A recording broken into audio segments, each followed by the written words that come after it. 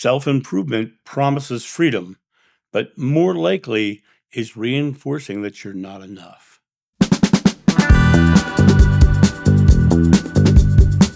Hey guys, it's John sitting here in my living room, hoping you're having a fabulous day.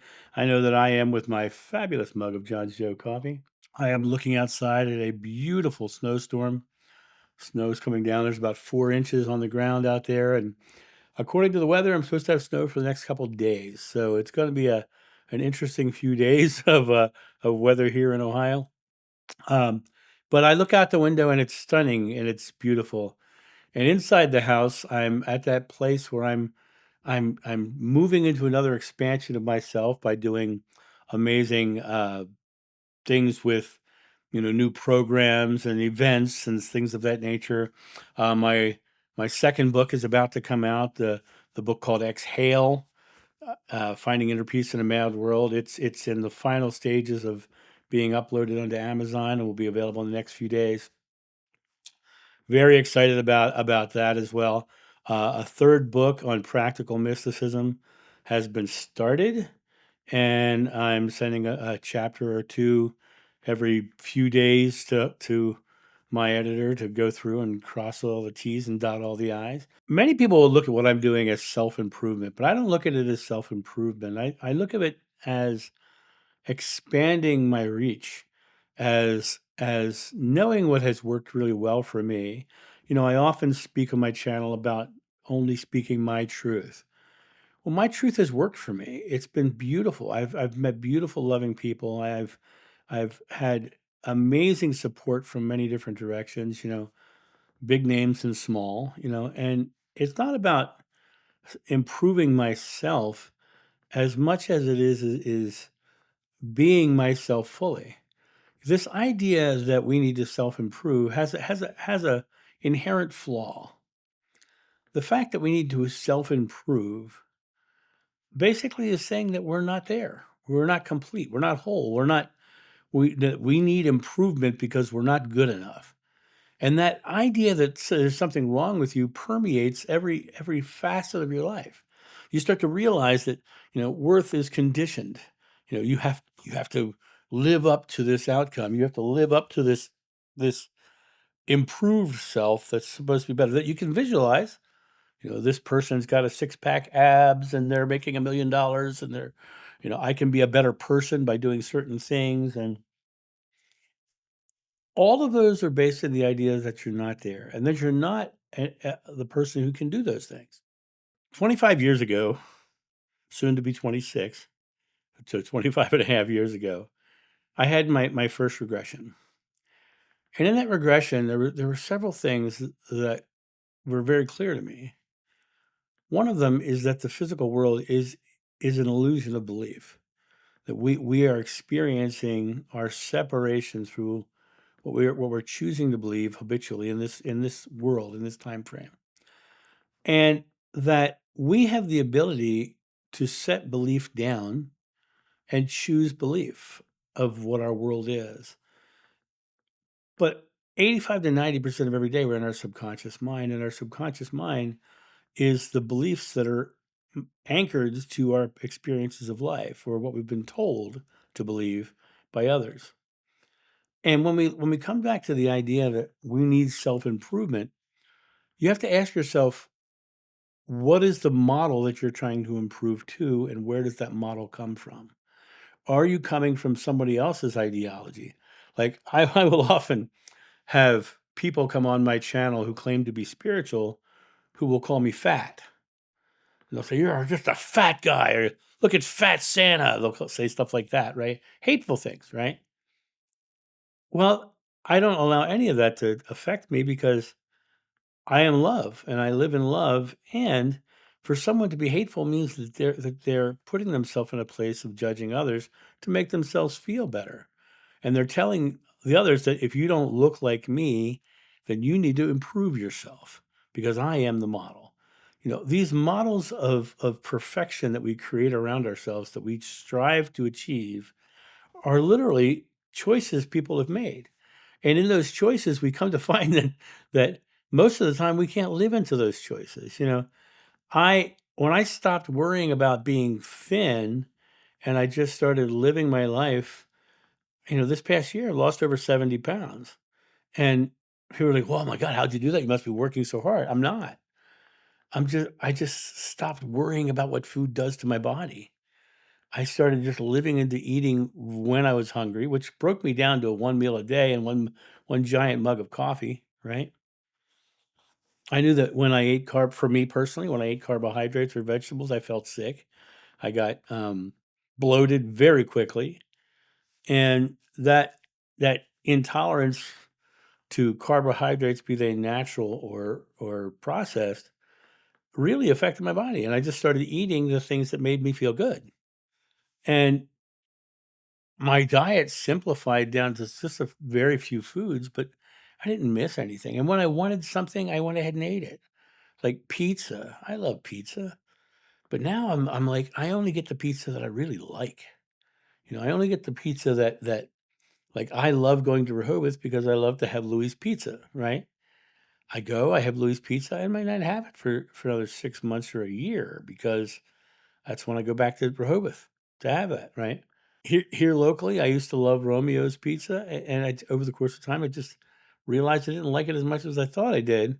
But I found this little place called Dewey's over here, which I love a lot. And actually, their base pizza, if you add just a little bit more garlic, it actually tastes a lot like a Louis Pizza. So every so often, I'll have one of those pizzas, and I'll call it Louis. And I find it interesting that it's called Dewey's because Dewey Beach is just south of Rehoboth Beach, and I grew up in Dewey Beach. So Dewey's Pizza, Louis, it all works together. Also sound Dewey and Louis, right? So the point of this is I wasn't trying to work on myself or self improve. I was just living into my now and only shifting into the things that I actually like, the things that I'm actually comfortable with, right? I'm still losing weight every day, right? But I'm never hungry. I'm always sated, and if I get hungry, I eat something. But what do I eat? I eat something that is protein rich. I eat my one of my favorite meals because the noodles of a noodle soup will make me feel bloated. I make a noodle soup with hard boiled eggs and meat and broth, and I mix it all up, and it's tasty, right? The egg yolk thickens it because it breaks it down, becomes this thickener, and the egg white becomes the noodles, and the chicken or the beef that I put in it, beef broth or chicken broth I put in it as well, creates this great like stew or soup, depending on how much liquid you have in it. But the point of it is, it wasn't about self improvement. It was about being and living firmly in the present with the full awareness of what I was being, right? I lost over 70 pounds in a year because of the fact that I was not trying to improve myself.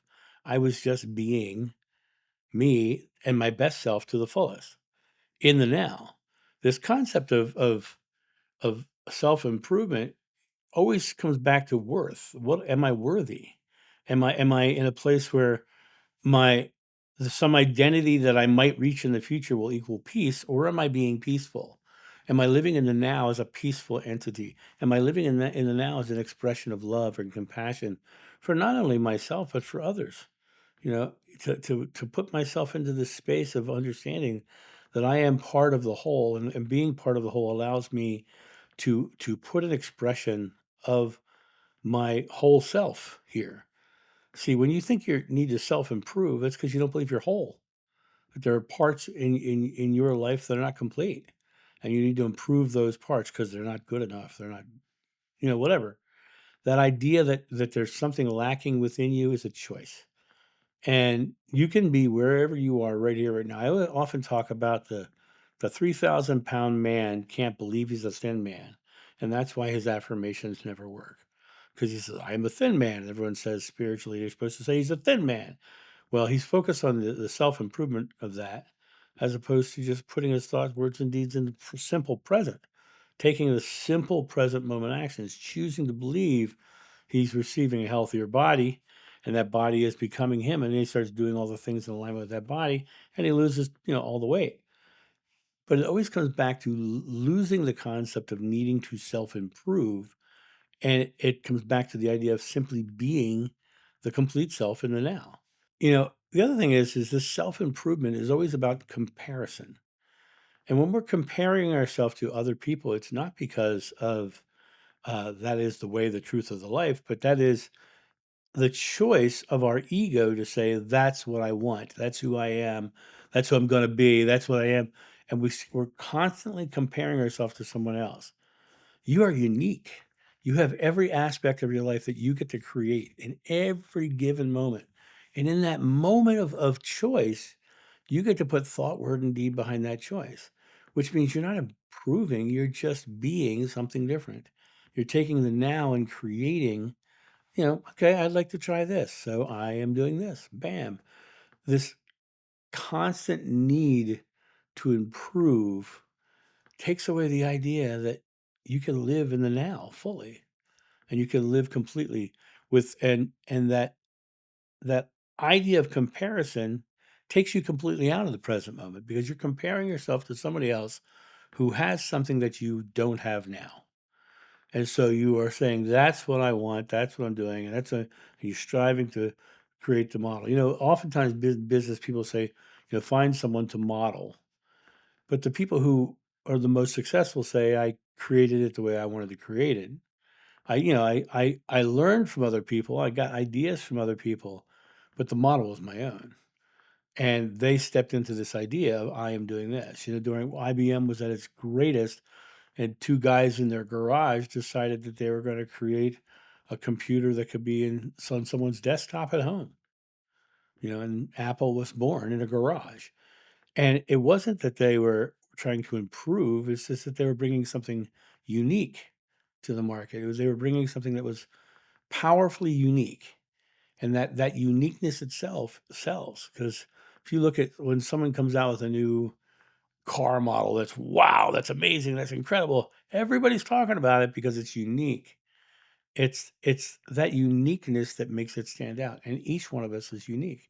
Each one of us has the idea, and the more we compare ourselves and try to model ourselves onto somebody else, then what happens is our own personal authenticity erodes. It breaks down. We start to lose who we truly are in the present moment now, and in losing who we are, we lose the awareness, and that awareness is where we need to be, the awareness of who I am choosing to be. There's a difference between awareness and improvement. Hey guys, I just wanted to say a quick thank you. This channel has no sponsors and is only run by support from viewers like yourself.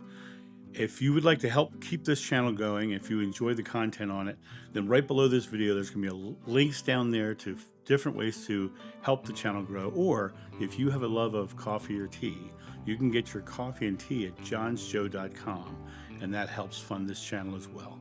So I just wanted to say thank you again and enjoy the rest of this video. There's a difference between awareness and improvement. So awareness accepts without needing validation or approval. It just says, no, this is the way it is. When I stopped doing private sessions, it was not about, me suddenly have millions of dollars, because I didn't, and I don't in this moment. I have complete faith that income is coming, right? Hasn't shown up yet, but it will, because I know it will. It will come. And it's so interesting. The first couple of days, I had a few moments of fear. It's like, oh my gosh, how's the rent going to get paid? How's all these things going to happen? I know it's coming. I know it's happening. I've got a book going out in the next few days. Exhale, and my second book's coming out. Alex just told me that the new project that we've been working on is going live in the next few weeks. So I know the income's coming. I know it's happening. Coffee sales are going along fine. Not great, but they're fine. The money is coming, right? The ad revenue comes in, it pays rent or whatever. But it's not about improving who I am. It's about living a life I want to live. I want to wake up in the morning and not have to spend 8, 10 hours uh, on these individual sessions, because I can spend that same 8, 10 hours and I can create more video that can reach more people, and I can create another book, and I can create more content that will outlive me and become a legacy. That idea that it's not about who I will be in the future, which is what legacy is, but I have to be it now so that there is a legacy. I have to be it in the now to create that outcome. And this idea that we need to be constantly improving. One of the things I find really interesting is the people who are want to create YouTube channels or blogs or anything. Speaking of YouTube channels, one of my cameras has now sold. So if you're looking for um, a really good YouTube camera, that camera sells to only has one camera left, and it's a amazing camera. So anyway, I'll pass that on. I'll put that link down below as well. Um, but like I said, awareness accepts without needing validation or approval. But when we see something happening, it dissolves those patterns, and we see something happening when we choose to see. You know, let those who have eyes to see see, and those who have ears to hear hear. It's all about us choosing to believe our outcome, choosing to believe and living fully present. And when we live in that full present, there's nothing to fix because here in the present we are whole, we are complete. We do not need improvement. We just need choices. We are choosing to create something. And when we start to choose, we start to naturally relax because now we know that we're choosing. Our head struggles with the how. How's this going to happen? What are we going to do? What's the next process by which I'm going to get to this improvement that I think that I need? You know, we get into this struggle of the mind. What Adam and Eve's story, they ate from the tree of knowledge, they got kicked out of paradise. Paradise feels great. Eating from the tree of knowledge and all that stuff in our head gets in the way of seeing that feeling or feeling that feeling. And that feeling is the present moment communication with God. Here and the now. God speaks to us in feelings, not thinkings. And the more we can be the feeling of our outcome, or be the feeling, I am choosing to have more impact. And so in choosing to have more impact, I'm putting myself into the feeling of being more impactful. And that in itself changes the outcome because I'm being the impact in the now, right? It's not about needing to improve myself to get there. Someone the other day I was talking to in one of my, well, I guess a while back now, in one of my sessions, she kept telling me all the things she had to do to get prepared to start to do the thing. And one of the things she wanted to do, she wanted to write. And I said, "Do you have paper?" She said, "Yeah." "Do you have pen?" "Yeah." I said, "Wayne Dyer wrote every one of his books on a legal pad, and then he had it typed up. What's stopping you from putting a pen to a paper 10 minutes a day, 15 minutes a day? That being in the now, am I a writer or am I not a writer? Am I needing all this technology and someone else to figure it out for me? Or am I simply doing it and then saying, okay, the right person's going to be here for me? This idea that we have to improve ourselves or feel that we're lacking and need someone else to do it because we can't, because we feel not whole or complete, that takes us into a lifetime of stagnation, sitting there waiting for something else to happen. And that waiting for something else to happen is because we don't feel we can, or that we need improvement. I can't tell you how many people tell me that they're technologically impaired, and I'm like, how long do you want to believe that? How long do you want to believe that? When I first started YouTube channels, I knew nothing about cameras. I knew nothing about teleprompters or microphones or the way to handle things. And now I'm sitting here talking to you. I've got my outline for this video sitting in front of me on my iPhone. I've got a beautiful Sennheiser microphone up there, and I have a FX30 cinema camera, which I run in complete manual because now, after all these years, I get a better image out of manual mode than trying to do it all automated. I've loved learning about cameras and learning all the aspects of cameras. I didn't know how to when I started. I just started doing this. I bought the next best camera so that I could learn the next best way of using a camera. And I just started building myself up. And now, 5 years later, I've been through a lot of cameras. If you saw my living room right now, there's within 10 feet of me right now, there's 3 separate cameras and multiple lenses, and, it's beautiful, and what's happening is I'm finding the ones that I don't use, and I'm getting rid of them. That's why those are for sale.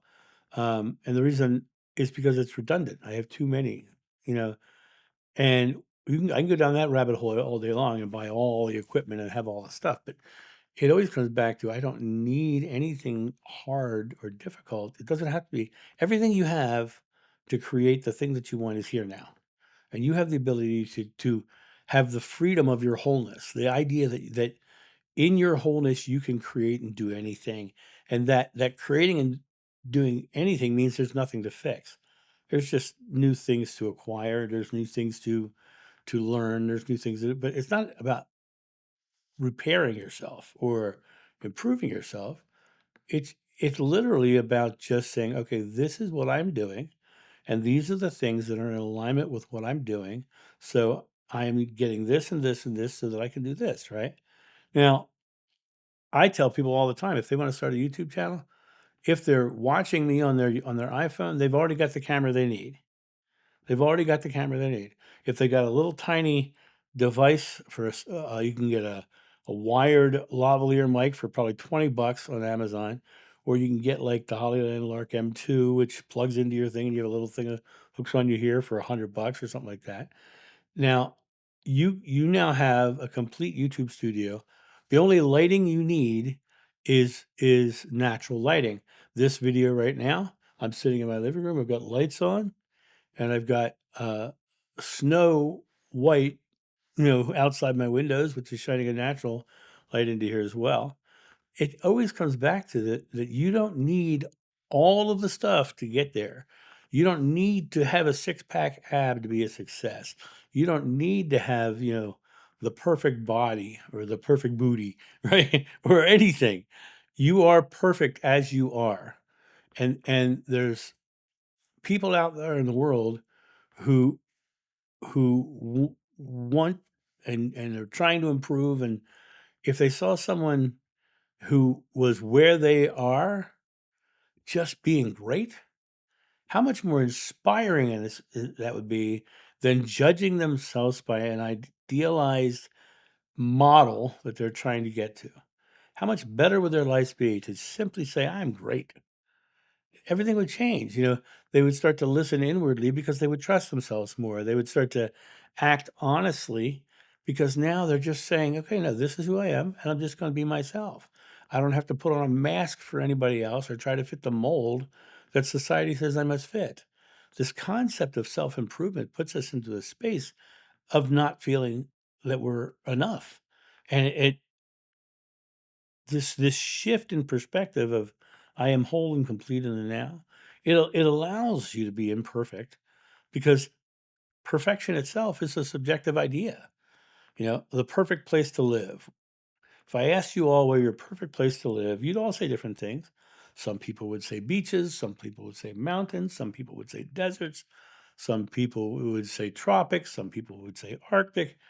You know, Perfection is subjective in all aspects of our life. So trying to live up to someone else's perfection takes us out of our perfect self and who we truly are. And you can come back to that moment of trusting your own awareness that I'm doing something I love. It's just like that diet I was talking about. I stopped worrying and struggling with getting down to a perfect weight. And I just started saying, I'm going to eat in a way that feels good to me. And I've lost over 70 pounds in a year. So it's not about struggling with life.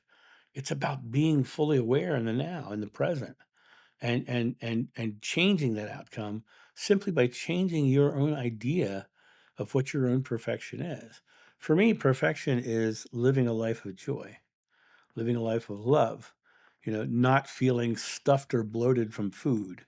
Uh, those are the things that I am doing in my present moment. Stepping into this idea of videos and workshops and events and books, this is about me knowing full well that all of these things will have a broader reach and help more people step into their own awareness of their own perfection, their wholeness, their own oneness with God. And this is something that I hope that this video itself conveys, is that you're perfect. You don't need to be better.